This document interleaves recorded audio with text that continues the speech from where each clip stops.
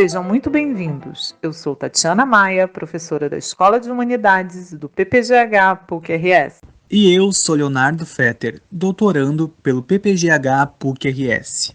E esse é o podcast Tem Profissional da História aí? Criado para apresentar ao público em geral as múltiplas possibilidades de atuação do profissional da história, além dos acervos disponíveis para pesquisa.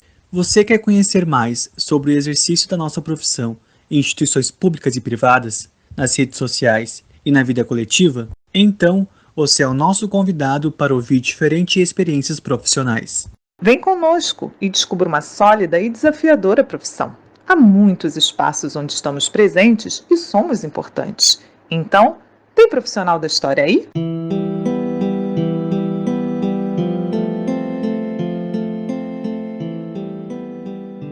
O nosso entrevistado de hoje é o professor Antônio Edmilson Martins Rodrigues. Antônio Edmilson possui graduação em História pela Universidade Federal Fluminense e é livre docente em História do Brasil pela Universidade do Estado do Rio de Janeiro. Atualmente, é professor associado aposentado da Pontifícia Universidade Católica do Rio de Janeiro e professor adjunto da Universidade do Estado do Rio de Janeiro.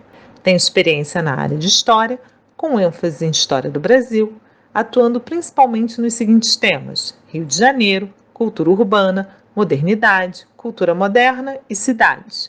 Ao longo de 50 anos de carreira, publicou dezenas de livros, artigos e capítulos de livros, além de ter participado de centenas de bancas de mestrado e de teses de doutorado. Edmilson vem conversar conosco sobre a produção de livros de história voltados também para o grande público e do projeto virtual Memórias do Rio, do qual foi curador, ao lado da professora Heloísa Starling. Muito obrigada, Edmilson, por participar deste projeto.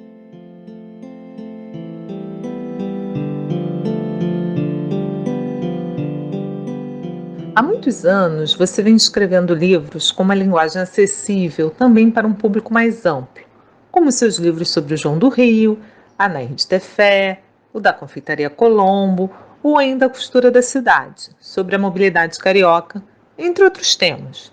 Você poderia nos falar da importância dos historiadores produzirem também para o grande público? Primeiro, eu gostaria de agradecer o convite. A primeira pergunta, com relação à maneira que eu tenho realizado a escrita dos meus livros, as narrativas que eu tenho experimentado na produção desses livros. Eu diria que, na verdade, são possibilidades que decorreram da junção de três situações.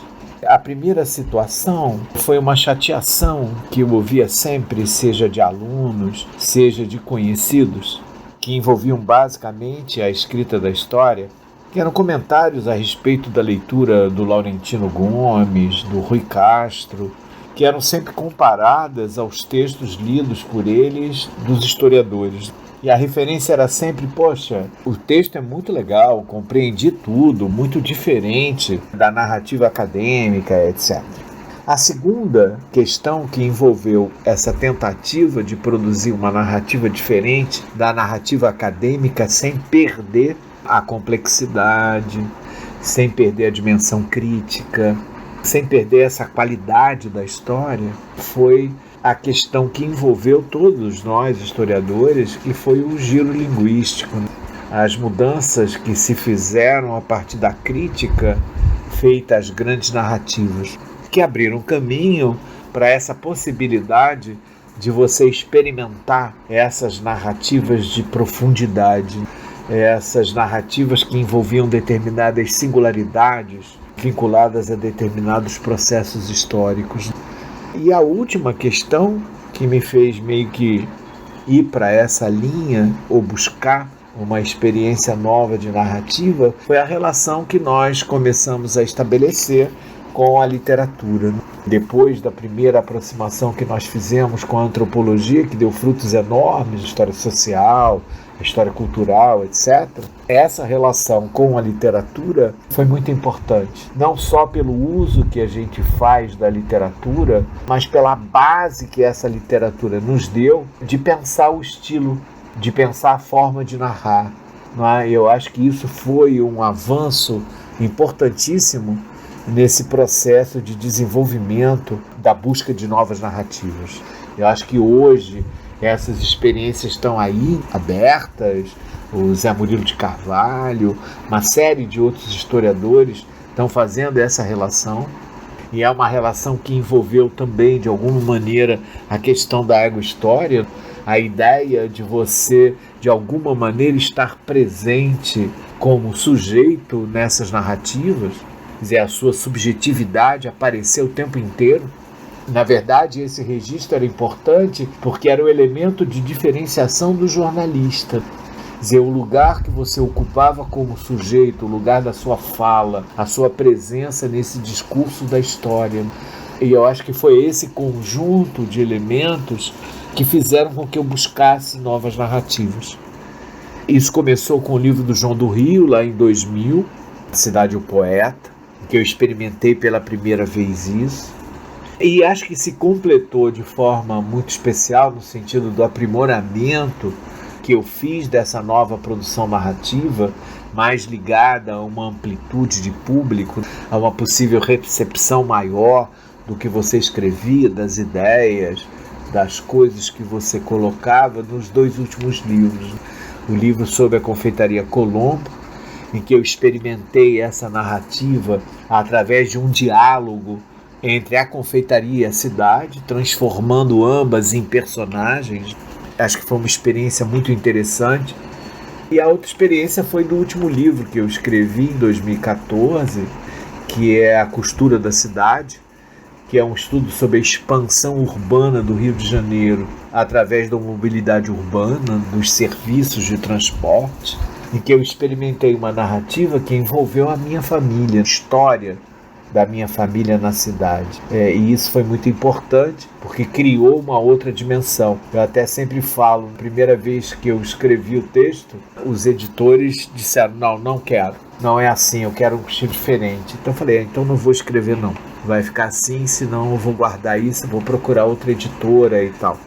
E aí os caras, depois de 15 dias, me chamaram de novo, dizendo, não, a gente quer. Quer dizer, eles mesmo ficaram assustados com relação a isso. E passei por várias situações complicadas. No livro do João do Rio, por exemplo, eu tive que fazer mais um capítulo porque o editor não queria terminar o livro com o poeta subindo ao céu, subindo junto com Antônio Carlos Jobim, cantando Samba do Avião. Então eu fiz o último capítulo, já estava até pronto, sobre João do Rio e Balzac, Gastronomia do Olhar, para poder o livro ser editado. Então são percalços que o historiador tem quando promove essa possibilidade de uma nova narrativa. Eu acho que ela hoje está tomando forma, acho que várias pessoas estão tentando explorar mais essa presença da subjetividade na sua produção narrativa.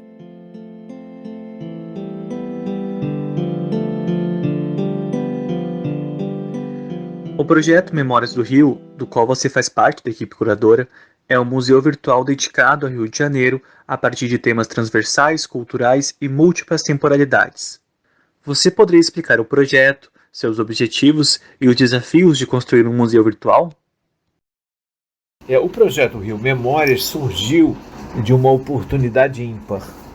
Uma figura extremamente interessante chamada Lívia Baião, pessoa legal que saiu da administração para fazer o doutorado em letras sobre Guimarães Rosa, e a gente já vê a oportunidade disso, teve a ideia desse projeto e reuniu a PUC e a Universidade Federal de Minas Gerais.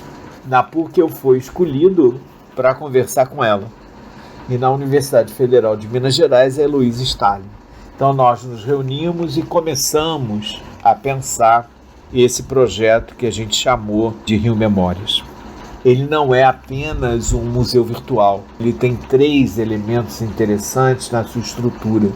O museu virtual, o Rio Memórias Educa, que é uma experiência extremamente importante de transbordamento das nossas reflexões para as escolas de nível médio, através de oficinas que a gente faz nas escolas, passeios pedagógicos que a gente faz com os alunos, e de um aplicativo que a gente criou chamado Proa Coins, numa parceria com o Instituto Proa, que permite que as pessoas possam desenvolver a sua relação com a cidade através dele.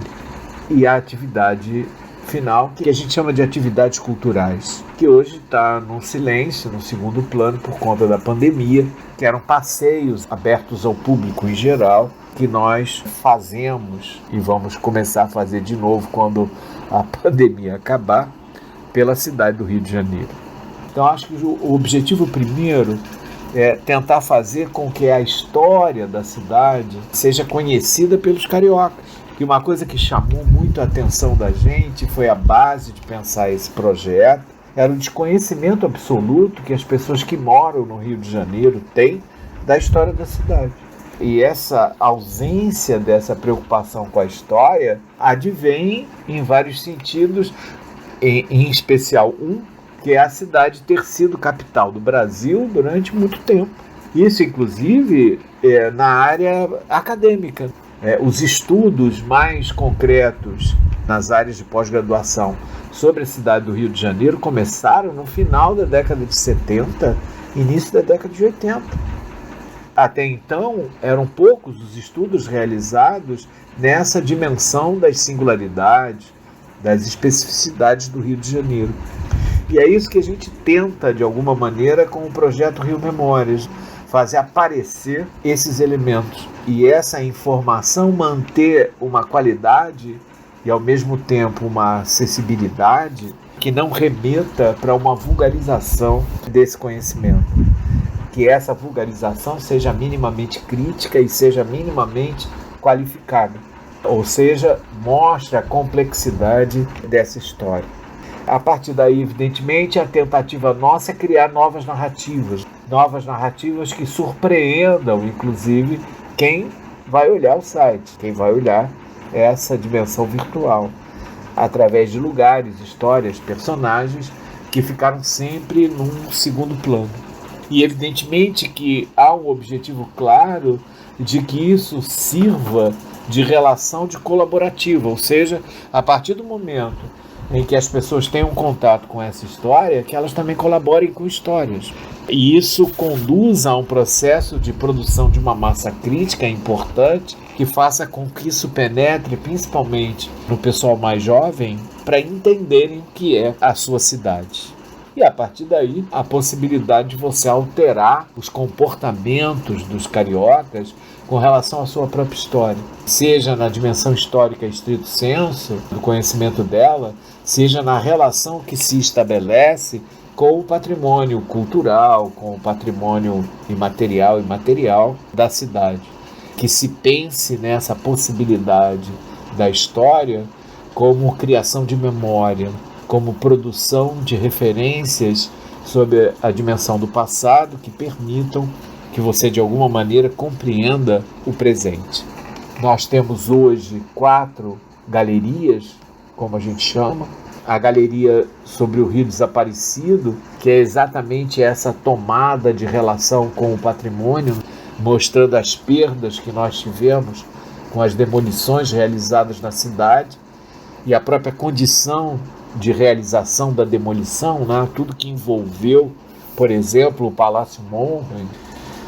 Uma galeria que é muito interessante, que é do Rio de Sons, que é uma tentativa de ouvir os sons da cidade, seja o som dos vendedores de mate, vendedores de pastel, de tudo aquilo que são os barulhos da cidade, tentar ouvir esses barulhos. O Rio de Conflitos, que é uma coisa mais especificamente de história, no sentido da concretude dele, que é uma tentativa de esboçar nessa galeria uma história que começa antes da chegada dos portugueses, antes da criação da cidade do Rio de Janeiro e que vem até hoje, que explora basicamente os momentos em que a cidade do Rio de Janeiro foi objeto de tensões, revoltas, etc. E a galeria chamada Rio em Movimento, que é uma tentativa de buscar essa memória, fazendo uma viagem àquilo que eram as brincadeiras antigas, o jogo de bola de gude, o que movimentava essa cidade, surf, frescobol, aquilo que foi inventado nas praias do Rio de Janeiro e fora das praias do Rio de Janeiro. Tudo aquilo que de alguma maneira marcou a vida nessa cidade e que foi de alguma maneira esquecido. Por exemplo, no surf, a gente trabalha com surf de praia, mas com surf de ônibus, o surf de trens, toda essa situação complicada que envolve o Rio de Janeiro. Se você quisesse ouvir quais são os desafios que a gente tem, o desafio maior que a gente tem é evidentemente do financiamento, da manutenção do que a gente faz. É muito difícil ainda você chamar a atenção para uma história da cidade. Então a gente tem usado tudo aquilo que a gente pode em termos de financiamentos abertos em função de renúncia fiscal, mas é um trabalho muito duro, que às vezes chega numa situação de desânimo. Mas a gente está com vontade, está querendo continuar com esse trabalho, que eu acho que é um trabalho importante. Essas são as possibilidades que nós temos com o Rio Memórias.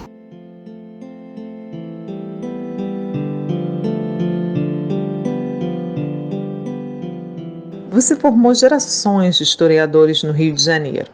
São mais de 50 anos de carreira. O que você diria a um jovem interessado em cursar História ou iniciando a sua carreira na docência e na pesquisa? Sempre que eu começo os meus cursos, eu tenho a preocupação de chamar atenção para aquilo que a gente faz, para a história. E uso sempre uma historinha. E essa historinha é de uma pessoa que passou no vestibular de História e que já sofreu em casa, evidentemente. O pai, a mãe, os irmãos, etc. Falam, pô, você vai ser professor de História, não vai ganhar nada e tal, né? Todos esses problemas que a gente tem com a desvalorização do professor. Mas o pior problema é quando você vai à primeira festa de família. E aí, evidentemente, logo depois do vestibular, você encontra com seus primos, e seus primos estão lá falando, passei para medicina, passei para engenharia e tal, e te perguntam, e você? Eu falei, não, passei para história.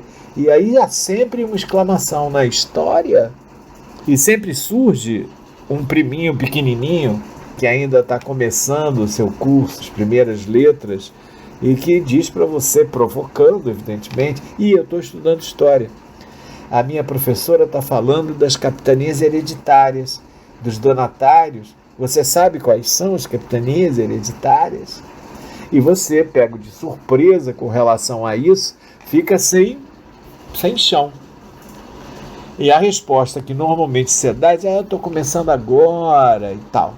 Eu sempre aconselho os alunos a darem uma resposta diferente. Diga para o seu priminho o seguinte: para eu poder te dizer ou te falar a respeito das capitanias hereditárias, é necessário que primeiro a gente discuta se o Brasil foi feudal ou não.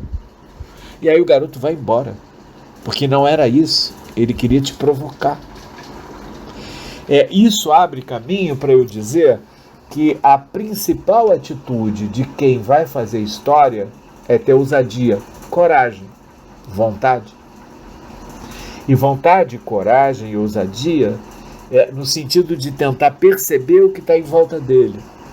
Se você consegue, de alguma maneira, refletir sobre a sua própria história, ou seja, entrar dentro de você e entender a sua subjetividade, você tem um caminho aberto para poder caminhar pela história. Essa referência que te dá uma dimensão crítica enorme é aquela que te faz caminhar mais fortemente pela história. Isso significa que, na medida em que você vai se envolvendo com documentação, com textos, etc., essa dimensão de ousadia tem que ser frequente. E por isso eu defendo o tempo inteiro o ensaísmo.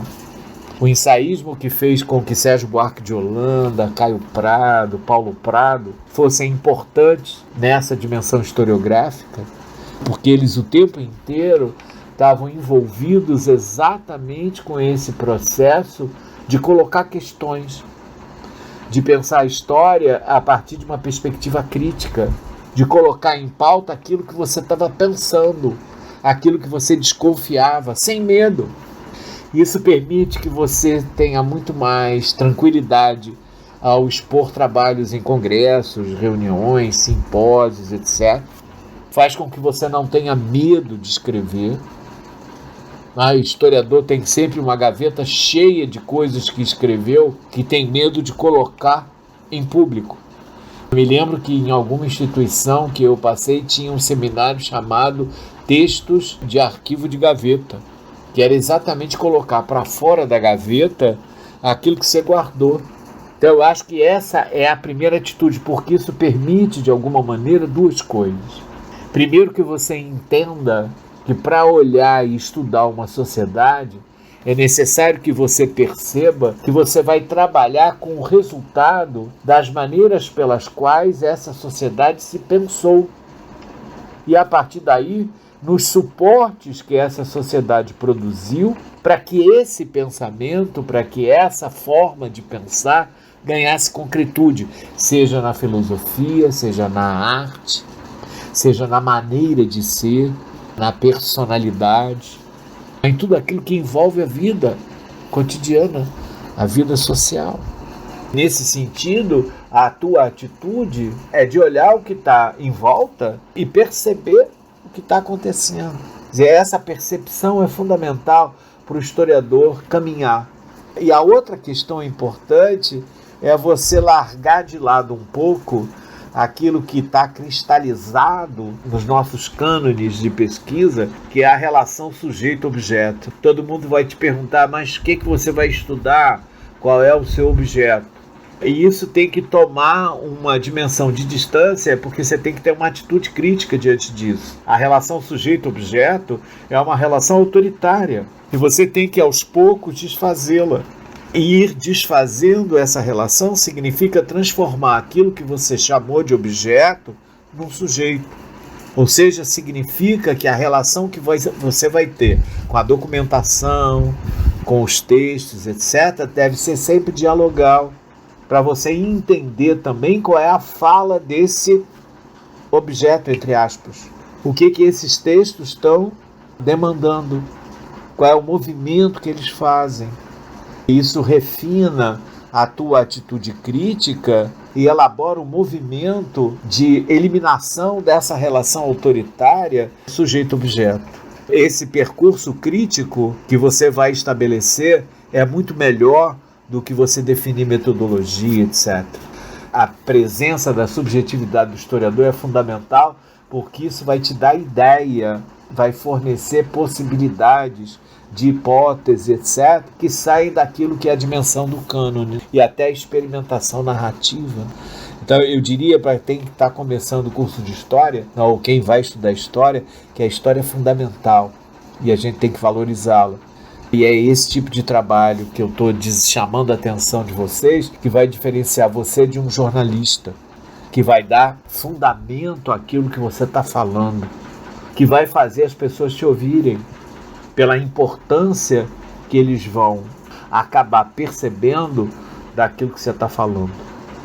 Então, a história é fundamental para você poder entender, não só você, mas tudo que está em volta de você. E a tua fala vai ser mais importante se ela levar em conta todos esses aspectos.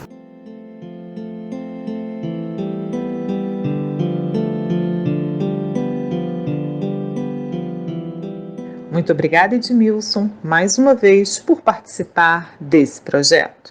E para todas e todos que nos acompanham, esperamos que tenham gostado dessa entrevista. Convidamos vocês para nos seguir no Facebook, no Twitter e no Instagram. Participem, comentem as entrevistas e sugiram temas. Será um prazer dialogar com vocês e construir esse projeto coletivamente. A música que inicia esse podcast é Atraente, composição de Chiquinha Gonzaga, de 1877. Fiquem bem e até o próximo episódio.